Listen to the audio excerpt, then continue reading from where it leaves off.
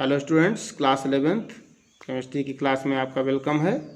आज हम आपको द्रव्यमान संरक्षण के जो नियम थे, जिसके बारे में कल मैंने आपको थोड़ा सा डिटेल दिया था, रासायनिक संयोग के नियम जो थे, उसमें पहला नियम मैंने आपको समझाया था द्रव्यमान संरक्षण का नियम, यानी द्रव्य की अविनाशता का नियम। द्रव्य अविनाशी है, ना तो इसे नष्ट किया जा सकता, ना ही इसे उत्पन्न किया जा सकता। आज हम आपको इसके दूसरे नियम के बारे में समझा रहे हैं, स्थिर अनुपात का नियम। इसका जो प्रतिपादन है वो एक फ्रेंच वैज्ञानिक थे, J.L. प्राउस्ट।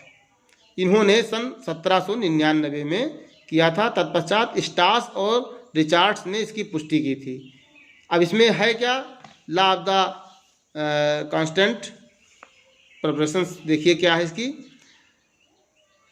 प्रत्येक रासायनिक यौगिक में, चाहे वो किसी भी विधि से बनाया गया हो या प्राप्त किया गया हो, चाहे जिस विधि से बनाया गया हो, चाहे वो किसी विधि से प्राप्त किया गया हो, तत्वों के द्रव्यमान एक निश्चित अनुपात में ही संयुक्त होंगे। अर्थात एक यौगिक में निश्चित प्रकार के तत्व एक निश्चित भार अनुपात में संयुक्त होंगे। यौगिक को हम चाहे जिस विधि से बनाएं, चाहे जिस विधि से प्राप्त करें, लेकिन द्रव्यमान सदैव एक निश्चित अनुपात में संयुक्त होगा, उसका भार सदैव निश्चित अनुपात में ही संयुक्त होगा। यह इस नियम से यह स्पष्ट हो रहा है आपको कि प्रत्येक यौगिक का जो रासायनिक संगठन है वो निश्चित होता है, जो उसके बनाने की विधि या स्रोत पर निर्भर नहीं करता है। जैसे कि एक उदाहरण हम आपको समझाए दे रहे हैं वीडियो में। एक उदाहरण दिया गया है यहाँ पर, देखिए। हम आपको ये उदाहरण समझा रहे हैं, बाकी वो उदाहरण आपको नोट्स में हम दे देंगे। जैसे जल है आपका, हाइड्रोजन और ऑक्सीजन का यौगिक है H2O। हाइड्रोजन और ऑक्सीजन से मिलकर के बनता है, 2 भाग हाइड्रोजन 1 भाग ऑक्सीजन। यह विभिन्न विधियों द्वारा बनाया जा सकता है। प्राकृतिक साधनों द्वारा भी इसको प्राप्त कर सकते हैं हम। किसी भी प्रकार से प्राप्त शुद्ध जल का विश्लेषण करने से भी ज्ञात हो सकता है। यानी जल में हाइड्रोजन और ऑक्सीजन द्रव्यमान की दृष्टि से 1:8 के अनुपात में, यानी 2 भाग और 1 भाग, तो परमाणु, इसका परमाणु भार 1 होता है, तो H2 का भार हो जाएगा 2, ऑक्सीजन का 16, तो 2:16 मतलब 1:8 के अनुपात में संयुक्त होते हैं। अब इसी प्रकार कार्बन और इसी प्रकार से कार्बन डाइऑक्साइड यानी CO2 कार्बन और ऑक्सीजन का यौगिक है। अब CO2 वायु में जला करके अगर हम देखें, कैल्शियम कार्बोनेट को गर्म करके सोडियम कार्बोनेट पर तन हाइड्रोक्लोरिक अम्ल की अपक्रिया कराएं। समझ में आई बात। कैल्शियम कार्बोनेट को अगर हम गर्म करके CaCO3 को पहले हम गर्म करें, CaCO3, इसको जब हम गर्म करेंगे तो CaO plus CO2 calcium oxide और प्लस कार्बन डाइऑक्साइड, ठीक, ये इसमें टूट जाएगा। अब गर्म करके फिर सोडियम कार्बोनेट Na2CO3 पर तन HCl, सोडियम कार्बोनेट, इस पर हम अगर तन HCl की अपक्रिया कराएं, ठीक, तो क्या बनेगा, इस अपक्रिया को भी देख लीजिए। Na2CO3,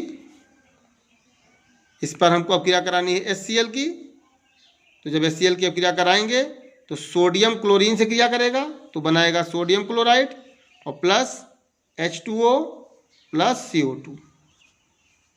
अब बैलेंस इसका आप देख लीजिए, कार्बन 3, ऑक्सीजन 3 है, तो ऑक्सीजन यहाँ पर भी 3 है, कार्बन 1 है तो कार्बन 1 है, H2 है लेकिन यहाँ पर H2 नहीं है, ठीक, तो यहाँ पर हम 2 लगा दें तो, और यहाँ पर 2 लगा दें तो बैलेंस बराबर हो जाएगा। यानी sodium carbonate plus 2HCl arrow 2NaCl plus H2O plus CO2। तो यहाँ पर इसको हमने गर्म कर लिया। यह क्रिया आपको हमने करके दिखा दी है।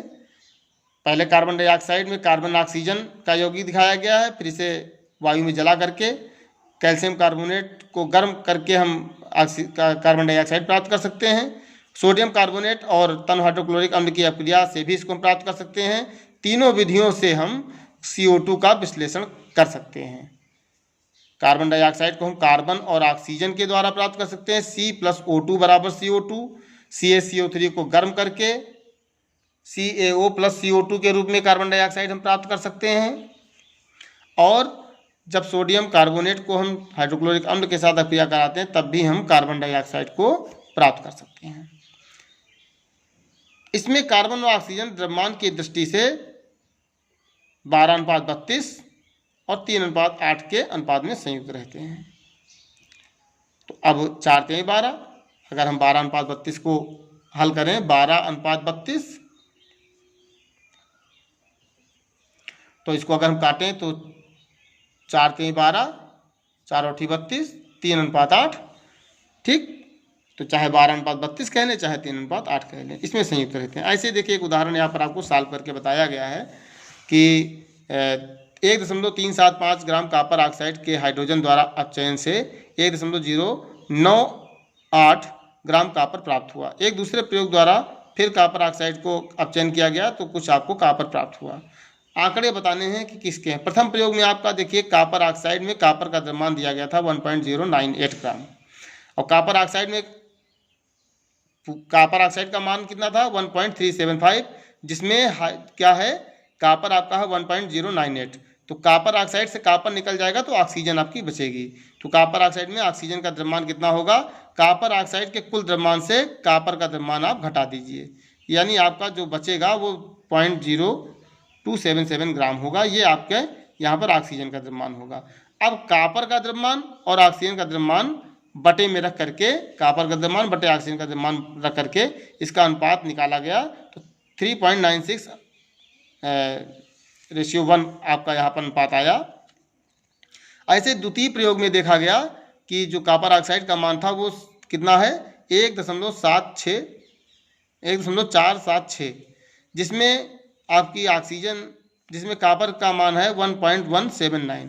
अब इसमें कॉपर ऑक्साइड से कॉपर को घटा दिया गया होगा और उसके बाद आपका यहाँ पर ऑक्सीजन का मान निकल आया। फिर कॉपर द्रव्यमान बटे ऑक्सीजन द्रव्यमान रखा गया, उतना ही मान निकला। तो देखिए दोनों प्रयोग में कॉपर और ऑक्सीजन के द्रव्यमानों का अनुपात निश्चित है, अर्थात द्रव्यमान निश्चित होने के कारण ही ये स्थिर अनुपात के नियम की पुष्टि कर रहे हैं। ठीक है, ये आपका जो है दूसरा नियम था, इसको आप समझिएगा और इसका नोट्स भी आपको लिखना है।